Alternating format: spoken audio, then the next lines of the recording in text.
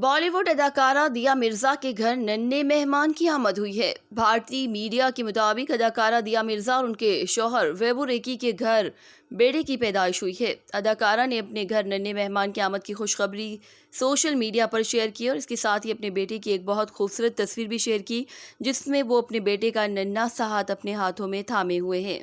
واضح رہے کہ دیا مرزا کی شادی ویبو ریکی کے ساتھ یہ دوسری شادی ہے۔ اس سے قبل انہوں نے پہلی شادی 2014 میں ایک بزنس مین اور فلم پروڈیوسر ساحل سنگھا سے کی تھی، تاہم دونوں نے 2019 میں علیحدگی اختیار کر لی تھی۔